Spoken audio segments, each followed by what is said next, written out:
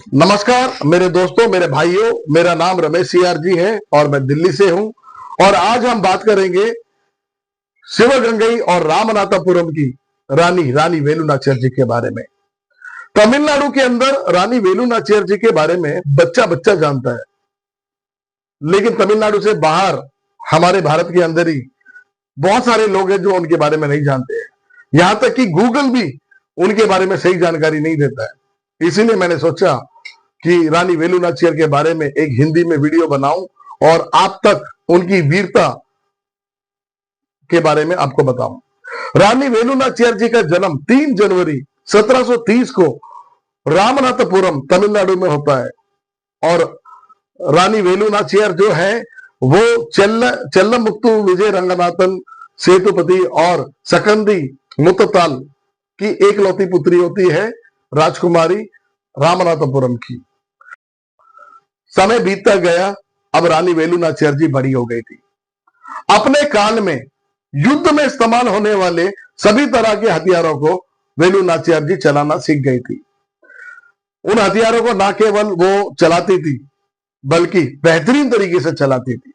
वल्लरी, सिलंबम, कल्लरी पेट्टू, घुड़सवारी, तीरंदाज, तलवार, बाला और उस काल में युद्ध में इस्तेमाल होने वाले और जो भी हथियार थे उन सबको भी वो बेहतरीन तरीके से चलाना जानती थी। ना केवल ये, तमिल, फ्रेंच, उर्दू और इंग्लिश बोलना, पढ़ना और लिखना बेहतरीन तरीके से वेलु नाचियार जी जानती थी।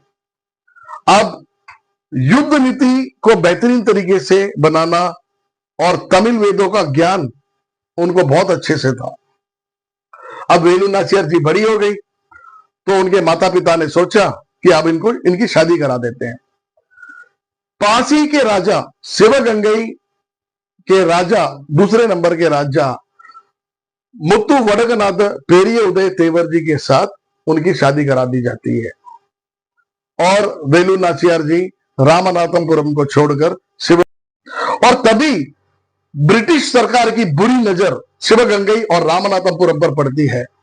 और ब्रिटिश सरकार जो है अपनी ब्रिटिश सेना को ऑर्डर देती है कि शिवगंगई और रामनाथपुरम पर एक साथ हमला करे।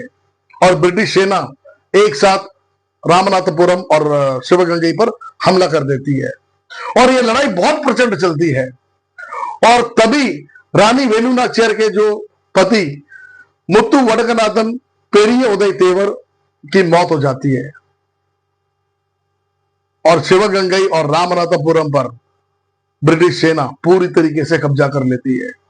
परंतु किसी ना किसी तरीके से रानी अपनी जान को बचाकर वहां से भागने में कामयाब हो जाती है। विस्तार करना है, युद्ध के लिए तैयारी करनी है, उसके लिए युद्ध और सेना के खाने पीने का, घोड़ों के खाने पीने का और हथियारों के खर्चे का इंतजाम करना है और वो मदद मांगने की सोचती है। शिवगंगई और रामनाथपुरम के अमीर, अपने खेती करने वाले लोग, बाकी अन्य वर्ग के लोग, अलग अलग वर्ग के लोग जो अंग्रेजी शासन से बहुत ज्यादा दुखी थे, सबने दिल खोलकर रानी वेलु नाचियार की मदद करी।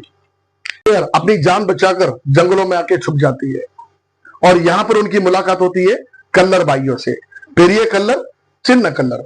और दोनों कल्लर भाई जो है रानी की मदद के लिए तैयार हो जाते हैं और रानी यहां पर अपना युद्ध अभ्यास करती है, अपने आप को मजबूत करती है, अपनी सेना का विस्तार करती है। और यह एक बहुत बड़ा अचीवमेंट रानी वेलु नाचियार का आज 2025 तक है कि दुनिया का, पूरी दुनिया का सबसे बड़ा महिलाओं का विशाल सेना अगर किसी ने बनाया, ओडेयल नाम से रानी वेलु नाचियार ने। अब रानी वेलु नाचियार अपने आसपास के राज्य और उनके राजाओं से मदद मांगती है कि आप या तो सेना से मदद करिए, चाहे तो आप हथियार देकर मदद करिए या पैसे देकर मदद करिए।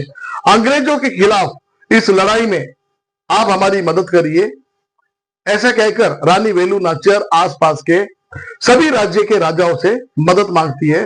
उसमें से बहुत सारे राज्य के राजा रानी वेलु नाचियार की मदद के लिए तैयार भी हो जाते हैं। इसी दौरान रानी वेलु नाचियार मैसूर के राजा हैदर अली से मिलती है, उनसे मुलाकात करती है और अंग्रेजों के खिलाफ इस लड़ाई में हैदर अली को, जो टीपू सुल्तान के पिता भी थे, उनसे मदद मांगती है। लेकिन हैदर अली जो है अंग्रेजों के खिलाफ इस युद्ध में रानी वेलु नाचियार को मदद करने से मना कर देते हैं। फिर रानी वेलु नाचियार अन्य राजाओं से मिलती है और उसी दौरान उनकी जो मुलाकात शिवगंगई के मंत्री श्री तांडवरायन पिल्ले से मुलाकात होती है।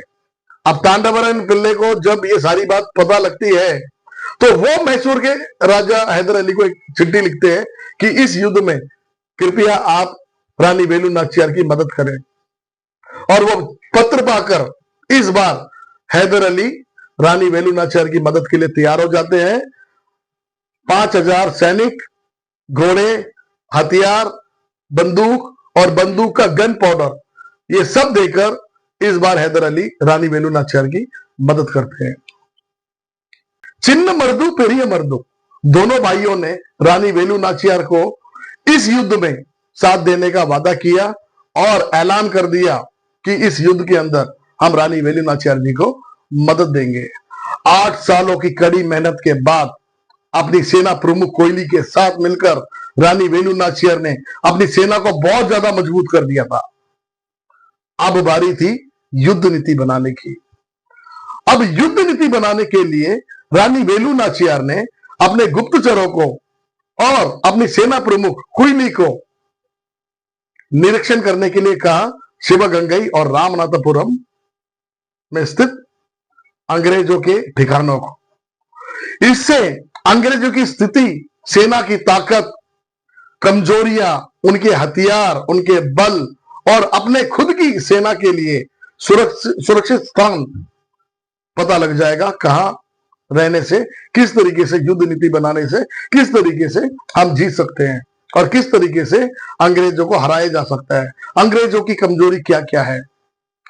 इन सबका निरीक्षण करने के बाद जो गुप्तचरों ने और रानी की सेना प्रमुख कुइली ने सारा का सारा जो रिपोर्ट रानी को सौंपा, उसके आधार पर रानी वेलु नाचियार ने एक बहुत ही शक्तिशाली और ताकतवर युद्ध नीति बनाई।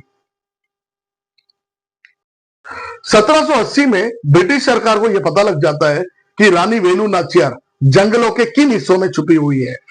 ब्रिटिश सरकार अपनी सेना को आदेश देती है, जाओ और रानी को मार के लेकर आओ। और पूरी की पूरी सेना जंगलों की तरफ निकल पड़ती है। और यहीं पर रानी वेलु नाचियार अपने गुरिल्ला युद्ध का बेहतरीन प्रदर्शन करते हुए ये जितने अंग्रेज आए थे सबको मार के वहीं गाड़ देती है और कोई अंग्रेज वहां से वापस नहीं जा पाता है। और 1780 में ही रानी वेलु नाचियार ने अपने युद्ध का बिगुल फूंक दिया और अंग्रेजों के खिलाफ युद्ध का ऐलान कर दिया और अपनी विशाल महिला सेना लेकर युद्ध के मैदान शिवगंगई और रामनाथपुरम निकल पड़ी। अब युद्ध होने ही वाला है। अब रानी वेलु नाचियार जी अपनी सेना प्रमुख कुइली, हैदर अली और टीपू सुल्तान के सैनिक, हथियार, अपने कल्लर भाई, मर्दू भाई, इन सब के साथ शिवगंगई और रामनाथपुरम पर हमला करने के लिए निकल पड़ती है। लेकिन पिछले 8 सालों से शिवगंगई और रामनाथपुरम को अंग्रेजों ने कब्जा करके रखा हुआ था। वहां पर अंग्रेजों ने अपनी विशाल सेना और शिवगंगई और रामनाथपुरम को ब्रिटिश बारूद भंडार बना रखा था। उस जगह पर जाकर जहां पर शिवगंगई और रामनाथपुरम को अंग्रेजों ने अपना गढ़ बना रखा था, वहां पर जाकर अब दोबारा से अंग्रेजों को हराना बहुत ज्यादा मुश्किल था। उसके बावजूद भी रानी वेलु नाचियार अपनी महिला सेना के साथ, उड़ेयल सेना के साथ निकल पड़ती है हमला करने के लिए। जैसे ही रानी वेलु नाचियार शिवगंगई पहुंचती है और अंग्रेजों के ऊपर हमला कर देती है। अंग्रेजों की विशाल सेना थी, फिर भी रानी वेलु नाचियार की सेना पूरे जोरों और शोरों के साथ अंग्रेजों को टक्कर देती है। तभी रानी वेलु नाचियार अपनी सेना प्रमुख कुइली को इशारा करती है। इशारा पाती कुइली जी बेस बदलकर शिवगंगई के बड़े और पुराने मंदिर के अंदर घुस जाती है, जो कि अंग्रेजों का बारूद भंडार था। वहां जाकर कोयली, वहां जो दिए में घी और तेल जिससे दिया जल रहा था, उन सारे दियों को अपने ऊपर उंडेल लिया, सारे घी को अपने ऊपर उंडेल लिया और वहां से दिया निकालकर अपने ऊपर आग लगाया और बारूद बम में जाके कूद गई और अंग्रेजों का बारूद भंडार जो था पूरा का पूरा ब्लास्ट हो गया, पूरा का पूरा विनाश हो गया। उसके बाद अंग्रेज कमजोर पड़ गए। लेकिन यहां जो मानने वाली बात यह है कि आज भी कोयली की इस कुर्बानी को तमिलनाडु के बाहर कोई नहीं जानता। मां कोयली जिन्होंने अपने अपने अपने अपने शरीर का बलिदान देकर, अपने जान की बलिदान देकर, अपनी मिट्टी के लिए, अपने सेना के लिए, अपनी रानी के लिए अपने आप को बलिदान कर दिया, उस बलिदान के बारे में तमिलनाडु के बाहर बहुत कम लोग जानते हैं, शायद कोई नहीं जानता। आज भी आप गूगल पर जाकर the first suicider woman bomb of the world of the India कुछ भी डालोगे तो मां कोयली का नाम नहीं, किसी आतंकवादी का नाम आएगा। लेकिन इस कुर्बानी के बारे में ना तो गूगल जानता है, ना तो तमिलनाडु के बाहर कोई जानता है। तमिलनाडु के अंदर तो बच्चा बच्चा जानता है, लेकिन हमारे ही भारत के अंदर एक स्टेट के बाहर बाकी स्टेट के लोग नहीं जानते। अब ये खुशी की बात है या अफसोस की बात, ये तो मैं आपके विवेक पे छोड़ता हूं, चलो कोई बात नहीं। लेकिन इसके बाद अंग्रेज कमजोर पड़ जाते हैं और वेलु नाचियार रानी की जो सेना है वो ताबड़तोड़ 8 साल पहले जो रानी वेलु नाचियार के पति को अंग्रेजों ने मार दिया था, 8 साल तक अपने घर से दूर रहने का जो दर्द था, वेलु नाचियार ने शब्दों में नहीं अपने तलवार में दिखाया वो ताकत को। एक एक को जवाब दिया अपने ताकत से, एक एक को मारा, एक एक अंग्रेज को वहां पर मारा, भगाया, दौड़ाया। और दोबारा मैं कह रहा हूं कि अंग्रेजों के खून से शिवगंगई की धरती को लाल कर दिया था मां वेलु नाचियार ने। अंग्रेज भागने लगे, अपने जान की भीख मांगने लगे। मां वेलु नाचियार ने जनरल जोसेफ स्मिथ और बेंजोर को पकड़ा, घुटने पे बिठाया और गला काटने के लिए जैसे तलवार उठाया, दोनों के दोनों भीख मांगने लग गए कि मां हमें छोड़ दो, रानी वेलु नाचियार हमें छोड़ दो, अगर आप हमारी जान बख्शती हो तो हम वादा करते हैं कि ईस्ट इंडिया कंपनी आज के बाद शिवगंगई और रामनाथपुरम पे हमला नहीं करेगी। फिर सोच विचार करके रानी वेलु नाचियार ने दोनों को बख्श दिया, दोनों वहां से भागे। इतनी वीर हमारी रानी वेलु नाचियार, जिन्होंने ऐसी लड़ाई लड़ी, लड़ाई जीतकर भी दिखाई, अपने तलवार का शौर्य दिखाया।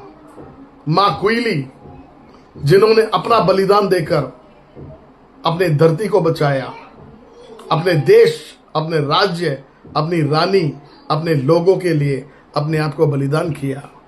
एक रानी वेलु नाचियार जिनके पति को मरने के बाद, पति को उन्होंने मार दिया अंग्रेजों ने, उसके बाद खुद जंगलों में गई, अपनी खुद की एक सेना बनाई, एक विशाल महिलाओं की सेना बनाई और दोबारा 8 सालों बाद आई, उन अंग्रेजों को धूल चटाया, मिट्टी चटा चटा के मारा और इस युद्ध को जीत के दिखाई। यह है वीरांगनी मां वेलु नाचियार। 1780 में रानी वेलु नाचियार जी ने अंग्रेजों के खिलाफ युद्ध लड़के दिखाया, युद्ध जीत के दिखाया और शिवगंगई और रामनाथपुरम की धरती को अंग्रेजों के खून से लाल करके दिखाया। मां रानी झांसी के पैदा होने के 48 साल पहले, हमारी जो मां है झांसी की रानी, उनके पैदा होने से 48 साल पहले रानी वेलु नाचियार जी ने 1780 में अंग्रेजों को धूल चटा चटा के मारा। आज हम लोग बोलते हैं the first revolution of India जो है मंगल पांडे, 1857 की जो क्रांति है वो रेवोल्यूशन ऑफ इंडिया है, देश की पहली क्रांति वो है। लेकिन मंगल पांडे की क्रांति आरंभ होने के 77 साल पहले, 77 ईयर्स बिफोर, मंगल पांडे के क्रांति आरंभ होने के 77 साल पहले 1780 में रानी वेलु नाचियार ने अंग्रेजों को खून के आंसू रुलाए। उसके बाद भी अगर हम गूगल में जाते हैं तो रानी वेलु नाचियार, मां क्विली के बारे में ना गूगल ज्यादा कुछ बता, मां क्विली के बारे में अच्छे तरीके से जानते हैं, लेकिन मेरे ही देश में दक्षिण भारत के बाहर आकर मैं पूछूं तो कोई नहीं जानता। 1947 देश आजाद होने के 167 साल पहले, आज 2025 है, 1947 से आज तक लगाए तो 78 साल। 1780 से लेकर अगर 2025 तक आज तक हम काउंट करें तो भैया 245 सालों में कितनी सरकारें आ गई। ब्रिटिश सरकार भी आ गई, इंडियन सरकार भी आ गई, और उसके बावजूद भी आज तक देश की पहली लड़ाई एक महिला तलवार उठाती है अपने राज्य को बचाने के लिए, अपने पति की मौत का बदला लेने के लिए, अंग्रेजों को लहूलुहान करके जीत के दिखाती है। हमारे भारत के इतिहास का पहला लड़ाई जिसके अंदर एक रानी अंग्रेजों से लड़ती भी है और जीतती भी है, ये हमारे देश की पहली लड़ाई। आप गूगल कुछ भी बताता हो, कोई फर्क नहीं पड़ता, असली सच्चाई क्या है ये आपको भी पता है और मुझे भी पता है। उसके बावजूद भी आज तक दक्षिण भारत के बाहर रानी वेलु नाचियार के बारे में, मां क्विली के बारे में बहुत कम लोग जानते हैं। अब गलती क्या है भाई? मुझे तो गलती ये समझ में आती है कि रानी वेलु नाचियार जी जो है वो तमिलनाडु में पैदा हुई। सबसे ज्यादा बड़ी गलती तो यही है। अगर वेलु नाचियार जी मध्य प्रदेश में पैदा होती, उत्तर प्रदेश में पैदा होती, पंजाब में पैदा होती तो उनके नाम के ब्रिज बनते, रोड बनते, रेलवे स्टेशन होते, एयरपोर्ट होता भैया, मां वेलु नाचियार एयरपोर्ट। लेकिन ऐसा कुछ नहीं है। बाकियों के बारे में बहुत कुछ है, लेकिन वेलु नाचियार के बारे में हमने ऐसा सोचा ही नहीं। अब क्या कर सकते हैं? अब इसके बारे में कुछ नहीं कर सकते।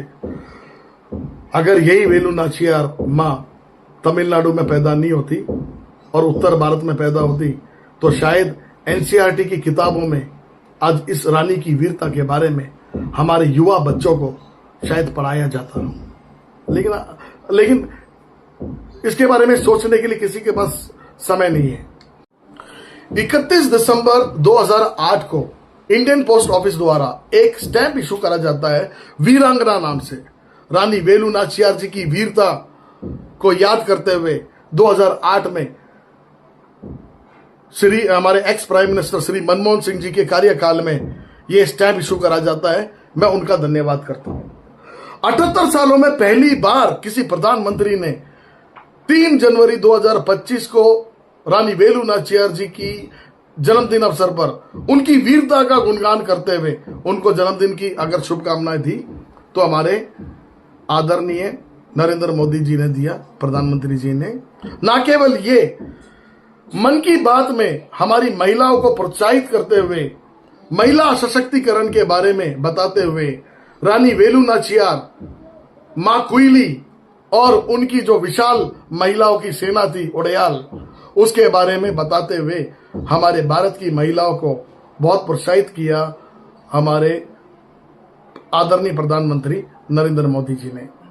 मैं साथ ही धन्यवाद देता हूं हमारी दिल्ली की दीदी सीएम श्रीमती रेखा गुप्ता जी का, बीजेपी की महिला मोर्चा की अध्यक्ष श्री वानती श्रीनिवासन अक्का जो तमिलनाडु की एमएलए भी हैं, उनका भी मैं धन्यवाद करता हूं कि पहली बार 78 साल में पहली बार रानी वेलु नाचियार जी के जो आज के वंशज हैं शिवगंगई और रामनाथपुरम में, उन सबको इकट्ठा करके अब दिल्ली लेकर आई, उनका सम्मान किया गया और रानी वेलु नाचियार जी की जीवनी पे एक नाटक रूपांतरण करके एक स्टेज शो किया गया। बहुत ही अद्भुत था वो। और मैं धन्यवाद करता हूं हमारे रक्षा मंत्री जी का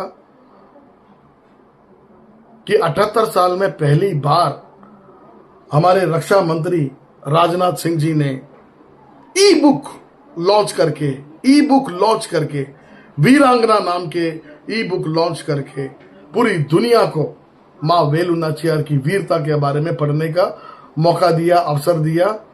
और मुझको भी एक अवसर मिला कि रानी वेलु नाचियार जी के आज के वंशज से मिलने का दिल्ली में। मैं आप सबका धन्यवाद करता हूं। धन्यवाद।